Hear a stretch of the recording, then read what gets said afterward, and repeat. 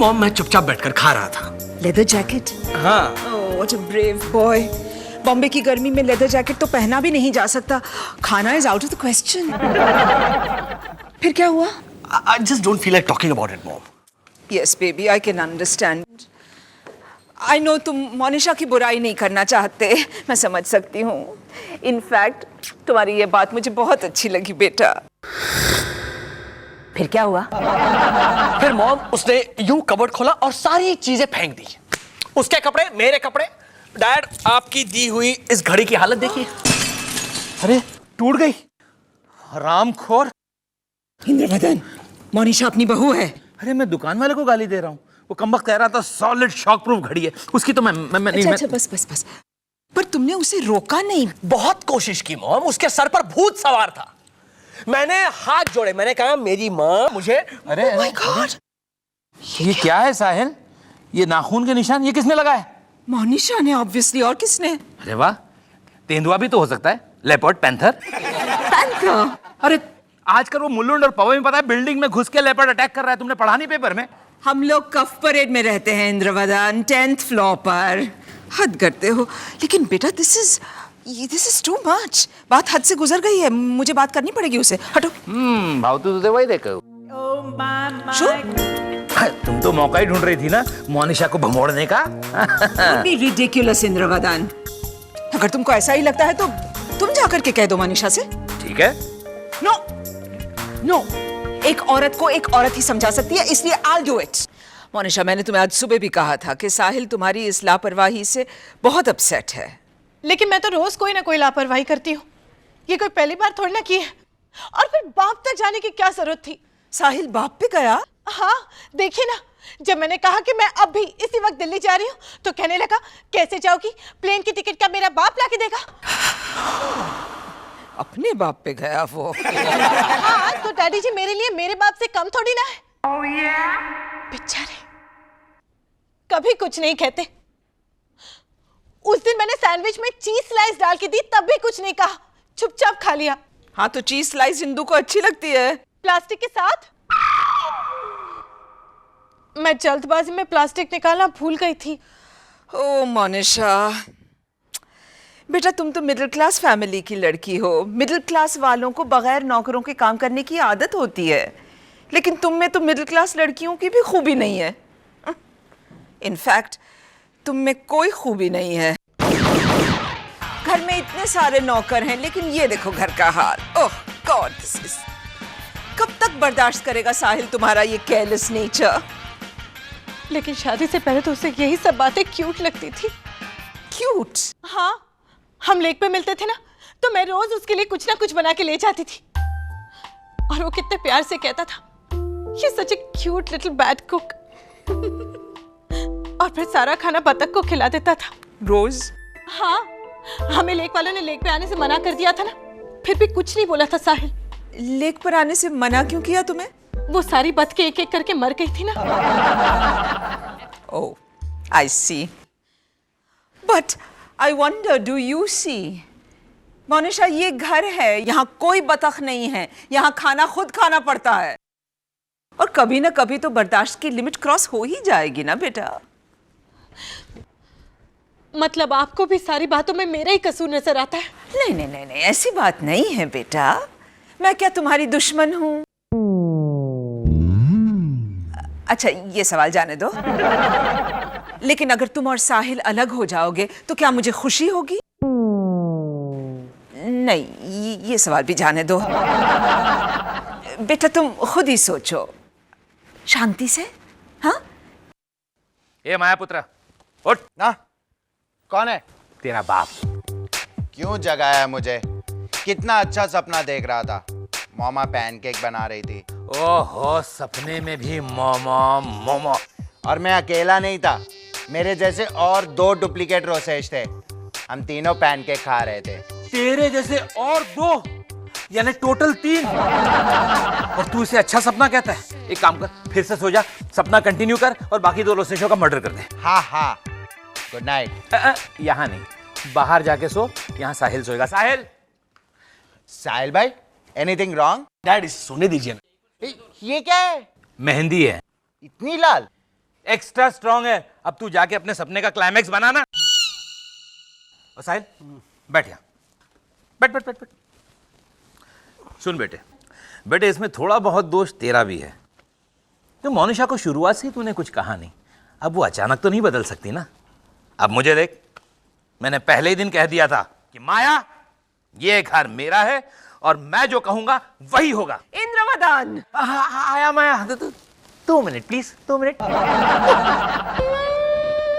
समझा? अब मोनिशा दिल की बुरी नहीं है, हाँ खाना कभी कभी कुछ अजीब सा बना देती है। हाँ, और घर ठीक ठाक रखने में थोड़ी सी कच्ची है।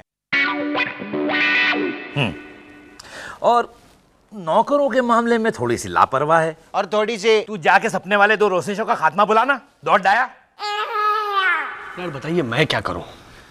सुन, मेरे पास मोनिशा को सुधारने का एक प्लान है। अच्छा, जिसमें ये निकम्मा रोसेश भी हमारी मदद कर सकता है। मैं tell me tell me tell मी।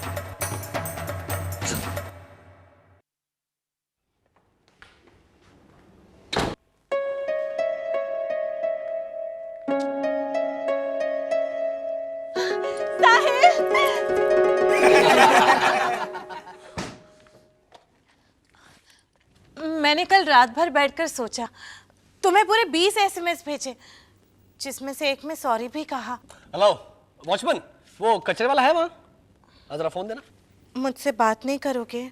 कचरे वाले भैया, मैं साहिल सारा भाई, मैं ठीक हूं। अब मोनिशा मैम सबसे अच्छा याद आया, यहाँ पे बहुत सारा कचरा पड़ा है। जरा प्लीज आप ऊपर आएंगे?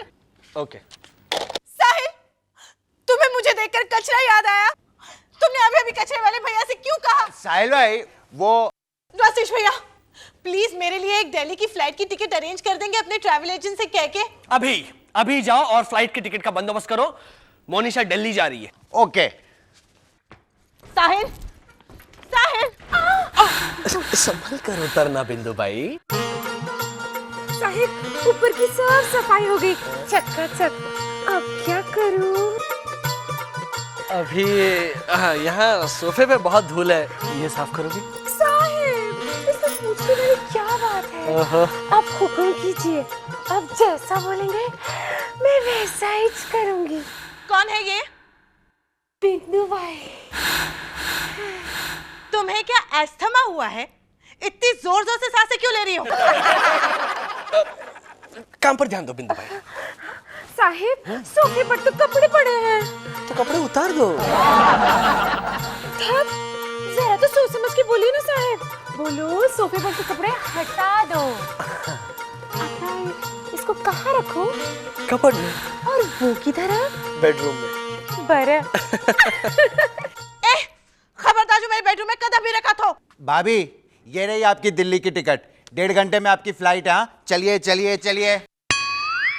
राजेश भैया, ये देखिए क्या हो रहा है। साहिब, क्या हुआ? तो खुल नहीं रहा है ना। कमाल कर रही हो तुम बिंदु भाई, बहुत नाजुक हो तुम। ऐसे कैसे चलेगा? साहिब, आप है ना, आपसे सब सीख लूंगी धीरे धीरे। ये खुल गया।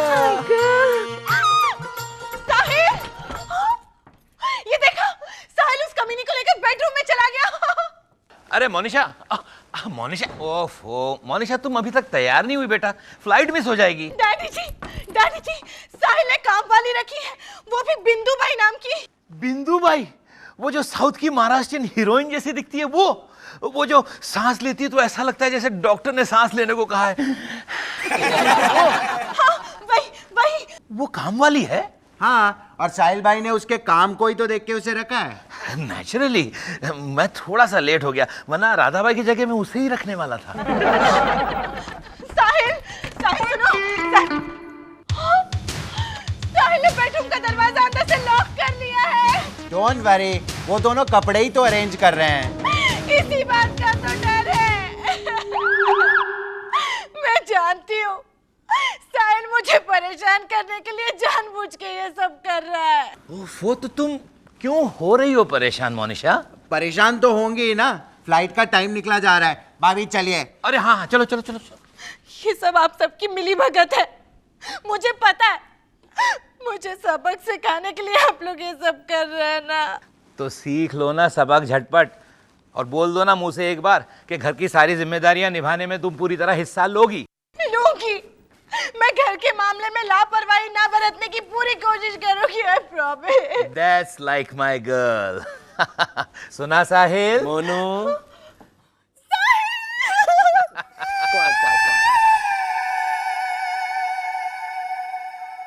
ओ मदर इंडिया, बहुत हुआ. आणि बिंदुताई, आता तुम्ही पण चला. And I'm sure it must have been a splendid performance, right? Definitely. I enjoyed myself thoroughly, Uncle. ओहो, काट दिया पत्ता.